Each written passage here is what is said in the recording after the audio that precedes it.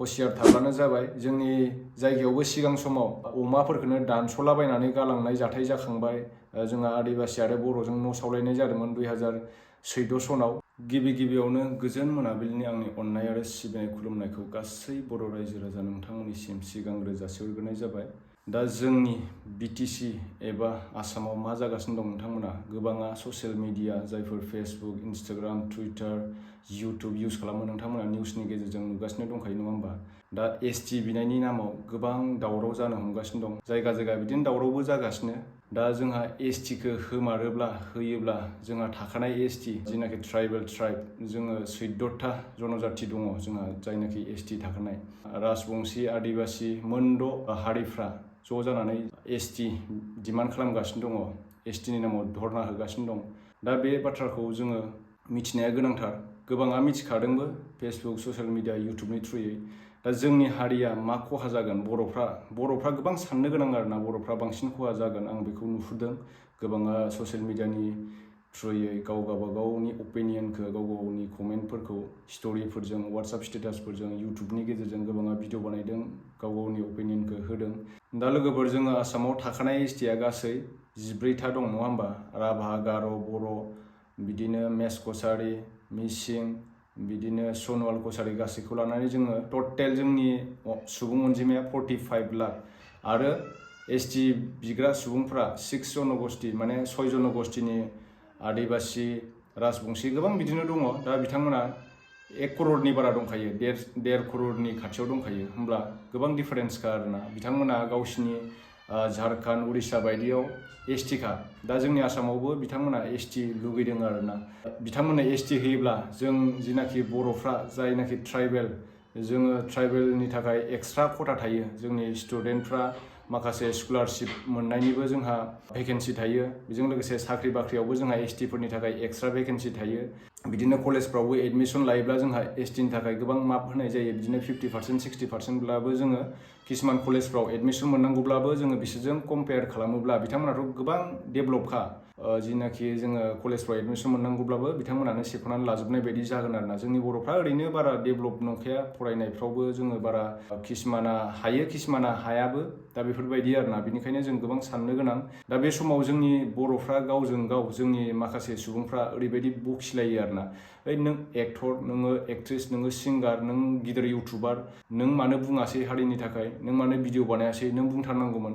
खिन्थु खोथाया बिदि नङा। बिदि जोङो गावजों गाव बे समाव माने सोरबा उमुक पार्टिनि, तुमुक पार्टिनि, सोरबा गिदिर इउटुबार, सोरबा एक्टर, सोरबा एक्ट्रेस, नोंथांमोना मानो बुङासै, बेबायदि सोरखौबा थोंजों आसि थुनानै जोङो बखिलायोब्ला जोंनि बर'फोरनि गेजेरावनो गुलाय गुजाय, खौसेथि गैयैखौ जों नुयो आरोना, जों नुनो मोनो। दा बेनिखायनो गुबुनफ्रा बांसिन जोंखौ नाख्रेबनो सोलो मोनो। दा खौसेसो जानांगौ जोङो खौसे जायोब्ला सोरबा सासे इउटुबारा, सोरबा सासे सिंगारा, सोरबा सासे एक्टरा गाव गोसो जानानै बियो एसटिखौ होनाङा होनब्लाबो माने बे खोथाया माने रज'आ आरोना। दा लोगोफोर, आङो बर'फोरनि गेजेराव उन्दै समनिफ्रायनो गावजों गाव बखिलायनाय, सोरबाया सोरखौबा मुं सुनाय, दा बेफोरबायदि बखिलायनायखौ आं नुबोगासिनो दं। बेनिखायनो जों गावजों गाव सोरबाया एक्टर, सोरबाया एक्ट्रेस, सोरबाया सिंगार, सोरबाया इउटुबार, सोरबाया बिजनेसमेन, नोंल' बखिनो मानो नोङो बुङाखै हारिनि थाखाय, नों सैमा नामा, नों मोसौ नामा, नों उमुकनि फिसिजानाय, बेफोरबायदि बखिलायनायनिफ्राय जाहाथे जोङो गोजानाव थायो, जाहाथे जोङो बयबो खौसे जानानै जोङो एसटि होनो नागिरनाय, जिनाखि 6 जनगोष्ठीनि एसटि होनो नागिरनायखौ जोङो जाहाथे धर्ना होनानैब्लाबो जोङो ज' जानानै जाहाथे जोङो बे एसटि डिमान्ड खालामनायखौ जोङो होबथानो हायो। बेनो आंनि नोंथांमोननिसिम फोरमायनाय। दा नोंथांमोना बयबो गावजों गाव, सोरबाया इउटुबार बिथाङाल' बुंनांगौ बेफोरबायदि खोथा नङा। जों बयबो जोङो न' गंसेखौ, फर एग्जाम्पल, जों न' गंसेखौ जोङो थंसे खुन्थाजों जोङो गायसननो हाया। जोङो न'आ जुदि दिदोम जानांगौब्ला 6टा 7टा जमा जुदि खुन्था गायब्लासो बे न'आ लोर सोर जानाय नङा। फांसेल' जुदि जोङो थंसेल' खुन्था गायोब्ला बे न'आ बायनोबो हागौ। बेनिखायनो जों सोरबा सासे बाथ्रा बुङोब्ला सोरबा सासेखौ माने बांसिन नारसिननो बोलो मोनो। बेनिखायनो जों बयबो इउनिटि जायोब्ला, जों खौसेथि जायोब्ला जोंखौ रावबो होबथानो हाया।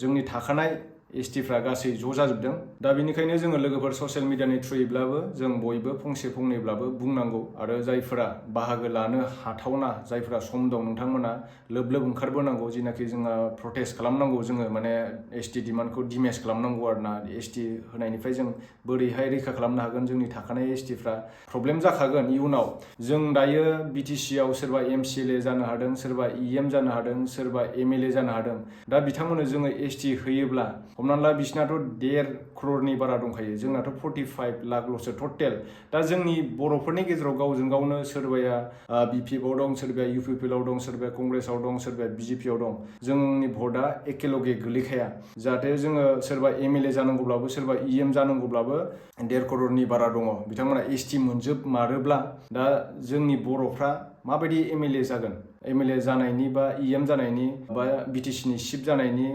गोथौयै साननानै नायोब्ला नुहुरा आरोना बिथांमोनाथ' जोंजों बर'जों सापर्ट गैखाया हेमन्त मामाया बिथांमोननो जुदि एसटिखौ होमारोब्ला आरामसे बिथाङा माने सिएम जाफिननायनि 2026आव सिएम जाफिननायनि जों नुहुरो आरोना बिथाङानो सिएम जाफिनगोनखौ 2026आव दा लोगोफोर बिथांमोना बिटिसिखौ गाख्रेबनो नागिरगासिनो दं आरोना बिटिसिखौ गावसिनि आखायाव आसि मुथायाव खालामनो नागिरगासिनो दं नोंथांमोना बेखौ एसे साबधान जानाया मोजां बयबो लिडारफ्राबो जाहाथे खौसे जानांगौ गाव गावनि लाबालाब गाव गावनि पकेटनि थाखायल' गाव गावनि गादिनि थाखायल' सानब्ला जाया जों रायजोफ्रा बयबो बुजि नङा बयबो बुजिजोब्बाय दा किसुमाना उमुक पार्टि तुमुक पार्टि होनलायबाय थायो दा उमुक पार्टिबाबो तुमुक पार्टिबाबो जों गासिबो बर' नोंनि देहायाव दाननानै नायोब्ला नोंनावबो गोजा थैयानो गगोन आंनाव दाननानै नायोब्ला आंनावबो गोजा थैयानो गगोन खैफोदनि समाव जों बयबो खौसे जानांगौ जों खैफोदनि समाव सोरबा उमुगा तुमुक पार्टिनि तुमुगा तुमुक पार्टिनि होननानै बखिलायबाय थायोब्ला नों जिनाखि जा गरसे गरनै मोनजाबाय थादों बैबो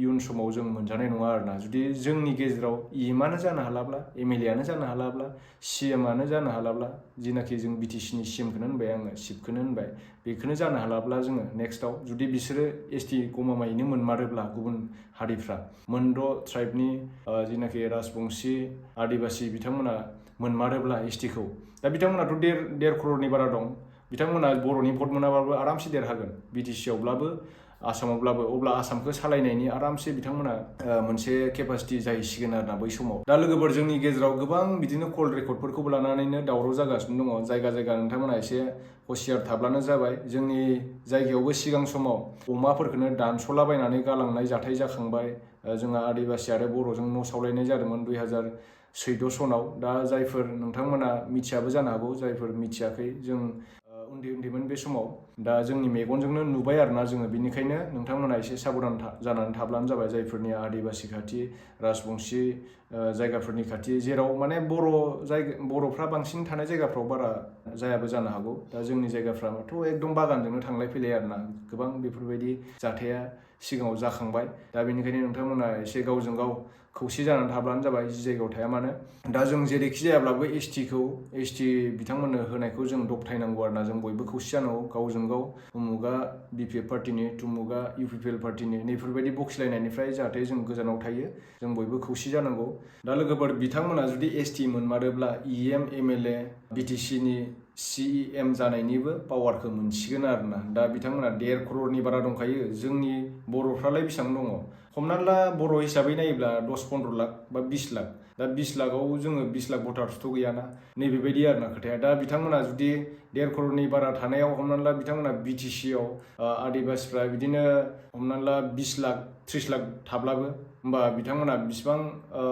बर'नि भट मोनाब्लाबो बिथांमोना बिटिआरनि बा बिटिसिनि सिएम जानो हानाय पावारखौ मोनहैगोन आरोना जुदि बिथांमोना गमामायैनो एसटिखौ मोनमारोब्ला बेनिखायनो जों जेरैखि जायाबाबो एसटिखौ डिमेज खालामनांगौ होबथानांगौ बिथांमोनखौ सिगां जों बड'लेण्ड दाबिनाय समावबो बिथांमोना जोंनि एगेन्स्टआव गोबां बिदिनो धरना होदों राजा लामा होबथादों जों गोनां जायोब्ला बयबो खौसे जानानै जाहाथे जोंनि माखासे एसटिनि थाखानाय एसटिआ जाहाथे खैफोदाव गोलैया बैफोरनि थाखाय जोङो गोनां जायोब्ला जोङो रेल लामाबो होबथानांगौनि गोनांथि जानो हागौ बा नेशनेल हाइवेबो जोङो होबथानो गोनां जानो हागौ बै समाव नोंथांमोना बयबो खौसे लैहोर ओंखारबोबानो जाबाय आरोना जाहाथे जोंनि हारिया माने अलखदाव गोलैनो हमगासिनो दं दायो बेफोर गासिबो दैदेनगिरिफोरनि थाखायनो जायो नङा होमब्ला जों पाब्लिकफ्रा ओरैनो ओरैसो जानो ना ओरैसो जानो बेबायदि जायो आरो बेनिखायनो जों बयबो इउनिटि जा खौसे जा थ' आंनि बुंनांगौआ बेनो जों दायो ससियेल मिडिया जुग हिसाबै बयबो जों इउटुब फेसबुक इन्सटाग्रामनि सोमोन्दै दसेनो खौराङा खना खनलायाव मोनहैखायो दा लोगोफोर नोंथांमोना बे भिडिअखौ जेसेबां हायो शेयार खालामब्लानो जाबाय आंनि बुंनायफ्रा माबाफोर गोरोन्थि जादोंब्ला नोंथांमोना गावनि बर'नि फिसा होननानै निमाहा खालामब्लानो जाबाय जाहाथे जों बयबो खौसे जानांगौ गावजों गाव नारा नाथा गावजों गाव बखिलायबाय थानायखौ जों मोजां मोना नङा होमबा थ' नेक्स्ट भिडिअ थाबैनो लोगो मोनफिनगोन जय बर' हारिनि